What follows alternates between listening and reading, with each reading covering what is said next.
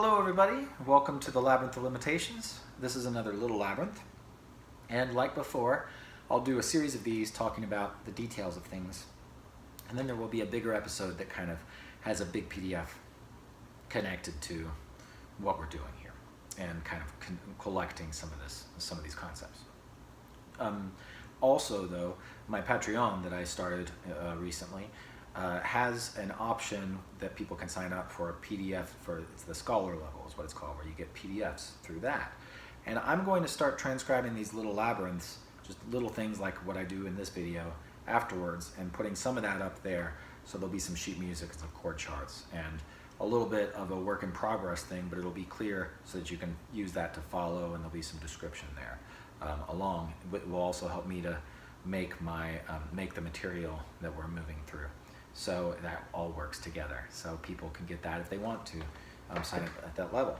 So what I want to talk about now is this wonderful thing about the guitar that makes me feel so fortunate to be a guitarist, which is that the guitar is like an analog computer, like a music generating machine when you look at it in a certain way. Now, it took me a long time to get to the right perspective where I found that to be useful, and I'm going to share some of the things with you of how we do this. But I think of it like an abacus, if you've ever seen one of those. It's an old ancient analog calculator with beads that slide along rods, and if you know how to use one, you can do some sophisticated math computation with it. But this is like a full-blown computer, so check it out. We got a minor 6. Here's an example of the guitar doing its work for us. So this is a minor 6 with a 6 in the bass, and a lot of you know, if I move that up a minor third, the exact same shape, I just expressed a 2 and a 5 that then can be resolved to a 1. Now that's pretty amazing, because this is a minor third, that's not the space between 2 and 5, what's going on, and of course this is a minor 6. This is part of the beauty of Barry's concepts, is he's exploiting these types of things. This minor 6, this is a half diminished E half diminished 7th, but it's G minor 6. So this is of a minor 6, this is the 6th, 3rd, 5th root, and then I take that and I scoot up a minor third. This is still the 6th, 3rd, 5th, and root. But here, the 6th functions as the root of an E half diminished 7th, and here, the 6th functions as a dominant 7th of A7. So that's the sound. So we got, and then do that same. I had to change my shape to go to higher strings, but you get the idea. And then, so that's some amazing heavy lifting that the guitar is doing just right there. Now, we'll use that as an entry point to get into some ways I find really productive to think on the guitar. So what if, instead of doing this, I wanted to stay in position by doing this? I go up, but then I'm going to go down through the scale. So this is 6 in the bass, 5th in the bass. That's right in the area where this was. So I'm going to go, and it turns out, of course, these two chords are related to the same diminished, both related. They both use the same diminished. The same diminished resolves to both of them because they're in the same family, because they're minor third related. They're found at the same level of that tesseract I've shared with you guys. So, significant thing. The 6 is in the bass. Now the 5th is in the bass. What if I take that G minor 6 and I move it down? So now the 5th is in the bass on that. Well, what happens when I want to stay right here is the 3rd is in the bass for my A7, which is, I'm using B flat minor 6 on top of A7. So it was G minor 6 with the 5th in the bass, B flat minor 6 with the 3rd in the bass. Well, now I'll go down to G minor 6 with the 3rd in the bass, and now it'll be, maybe you guessed it, the root in the bass. I was going to say first, the root in the bass. So that would be like, right? So that's G minor 6 with the 3rd in the bass, B flat minor, I'm doing a drop 2 on the lowest 4 strings. B flat minor 6 with the root in the bass. What if I go to G minor 6 with the root in the bass? Well, now it's B flat minor 6 with the 6th in the bass. So this is using a concept called interscalar transposition. That's not too complicated to understand. It's just, if you view a chord like it's a scale, well then a minor 6 chord is root, 3rd, 5th, 6th. This is scale degree 1, 2, 3, and 4 of that little scale. and then it goes, it's a 4-note scale. So 1, 2, 3, 4 is root, third, fifth, sixth, and then root, third, fifth, sixth, about that. Well, interscalar transposition means I'm moving from the scale that is G minor 6 to the scale that is B flat minor 6. But as I do that, in order to keep things really close together, I am moving down one scalar step, thus interscalar transposition, down one step. So that means 6th is in the bass, 5th is in the bass. What if this were a 2 chord actually? Well then 5th is in the bass, and now the 3rd is in the bass. That would be the 5. Okay? So and that's what happens here when I do that G minor 6 to A flat 7. So that's the concept. So in order to, if I want to do a progression that is 2 as the half diminished 7th, and I'm doing the proper, the minor 6th, that's a minor 3rd above whatever the root of that half diminished 7th is. E half diminished 7th, G minor 6. So that's my 2 half diminished 7th. And then I go to a 5, but I'm doing the tritone sound, so what's called the tritones minor, which is the minor 6, a half step up from your 5. So A7 is my 5, E half diminished 7th to A7, and I play, instead of A7, I play this. That's the minor 6 half step above, which happens to be a 5th above A7's tritone, which is E flat. We've talked about that in previous episodes. If I want to do that progression, I can dependably do it by staying in the same place on the guitar and moving down one step. So I don't even have to know what key I'm in. And then if I wanted to resolve to a minor 6 chord, so this to this, and then what I do is I continue the process. So I have the 6th in the bass, now I have the 5th in the bass, now I'm going to have the 3rd in the bass, but instead of it being here in the same family, I go up one half step, like that, to a different family of chords, where I get my 1 chord from. Okay, so instead of going, that would be in the same family, it's like nothing really happened. Instead, and then that's what I do.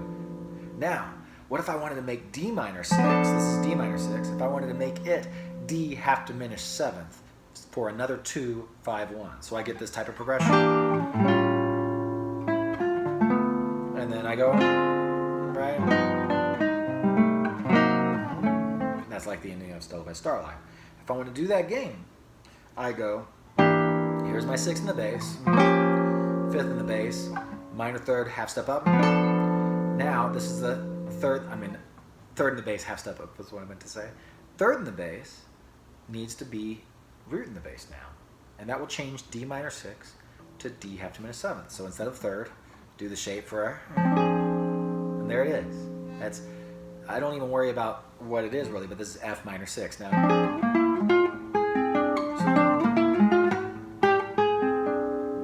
doing funny moves. So this, now F minor 6 is a 2 chord, root in the bass. So now 6 in the bass, right? And then I'm going to do again, 6 needs to go down to 5th, but I go a half step up, and then maybe I'll take out the 6 to make it sound a little more, or either one would be pretty. So that was F minor 6, not even worrying about anything but just what's in the bass. Root, 6, and then now 6 in the bass has to become this, but instead of being family, I go up a half step. I'll do a drop 2 and 4. So now this is the 3rd in the bass, and so now I need to go 2. That's the root in the bass. Now I'm on a 2 chord because I just changed it to a half diminished 7th chord. So I got my root in the bass, and now I'm going to go 6 in the bass, and now I'm going to go. This one might trick me, and I'm going to go to 5th in the bass. I think it's going to be this, and yeah, and then I resolved it by this would be in the family. I went to here. So I went to, and I was like, not this, but this. If I accidentally, so I went, if I did, and then I did, I could just slide into it and be a mistake or whatever. But that's the idea. So I did root in the bass, 6 in the bass, and 5th in the bass. Whoops.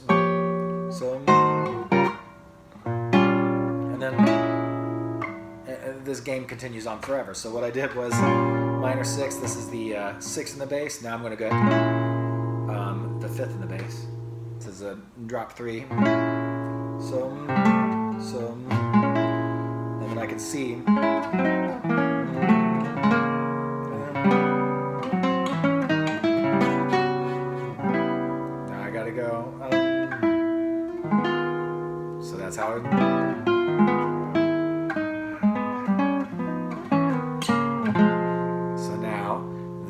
the third in the bass. I'm going to put, and that's another 2, and it just continues on. So that's the calculation happening. So there's some. I'm going to do another episode with an exercise I really love for learning this. But for starters, what I would recommend people do is, and there's everything can be thought of in this way. So I'm trying to not think of what key I'm in and just trying to do moves that make meaningful musical expressions. And so a way of practicing that for starters is to take a minor 6. You can start with a drop 2. Here I'll do D minor 6. Now I'm going to go around the circle, downwards interscalar transposition. So root in the bass, 6 in the bass, 6 in the bass, 5th in the bass, 5th in the bass, 3rd in the bass, 3rd in the bass, root in the bass. And that's the family. I do this with every voicing that I plan on using. So everything I can find. And so drop 2 and 4, you know, or drop 3, all of that. So this is, I have the root in the bass, now I have the 6 in the bass, and then now I got to put the 5th in the bass, and now I'm going to put the 3rd in the bass. So practicing all of them. Sorry, and you have to do it in order. So that's one thing to practice. I like this. This is a really pretty exercise. So I'm going to do, I like this area of the guitar for this. So this is a root position, B flat minor 6. And now I'm going to go.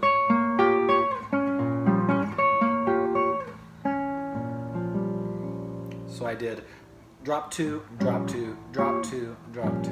I like to arpeggiate a bit. And now that's with the root in the bass. So now 6 in the bass.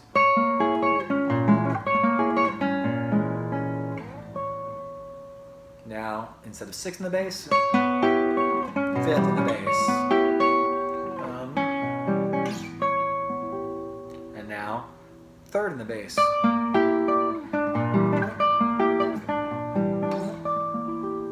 And then back to root.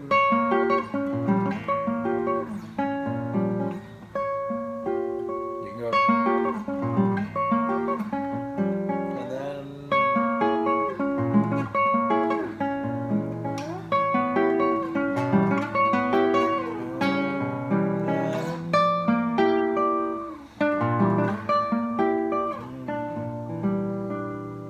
So I hope, you know, this is just the beginning of a discussion about how, if we can, it's really, I find, freeing, and it can be challenging at first because you're used to thinking one way.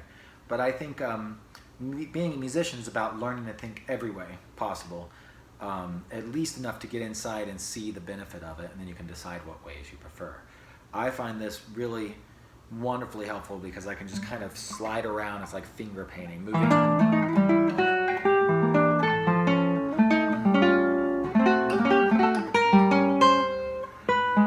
Whoops, 6 in the bass, and then I gotta go, and then instead of this,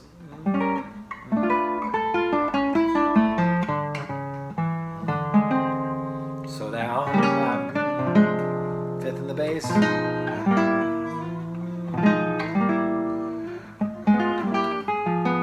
6 in the bass, so.